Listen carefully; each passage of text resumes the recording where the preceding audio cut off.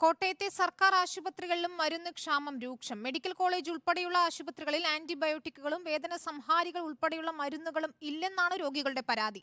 നിലവിൽ മറ്റ് ആശുപത്രികളിൽ നിന്ന് മരുന്ന് വാങ്ങാൻ ആശുപത്രി വികസന സമിതികൾ തുക കണ്ടെത്തേണ്ട നിലയാണ്. പാലാ, ചങ്ങനാശ്ശേരി താലൂക്ക് ആശുപത്രികളിലും ആവശ്യത്തിന് മരുന്നില്ല.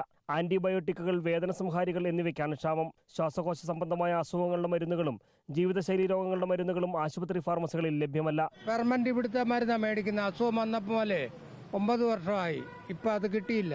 അത് അതിൻ്റെ ന്യായമായിട്ടുള്ള വില കൊടുത്ത് പുറത്തുനിന്ന് മേടിച്ചല്ലേ പറ്റുള്ളൂ. കഴിച്ചില്ലെങ്കിൽ പ്രഷർ കൂടുമല്ലോ. അപ്പോൾ കഴിച്ചില്ല ഒരു ഓട്ടോമാറ്റിക് ഒരു ടെൻഷൻ കൂടെ ഉണ്ടാവും. അതുകൊണ്ട് മരുന്ന് മേടിച്ചല്ല പറ്റുള്ളൂ സാറേ. കോട്ടയം മെഡിക്കൽ കോളേജിൽ അവശ്യ മരുന്നുകളുടെ ക്ഷാമമുണ്ട്. മെഡിക്കൽ കോളേജ് മരുന്ന് കമ്പനികൾക്ക് നൽകാനുള്ളത് 127 കോടി രൂപയാണ്.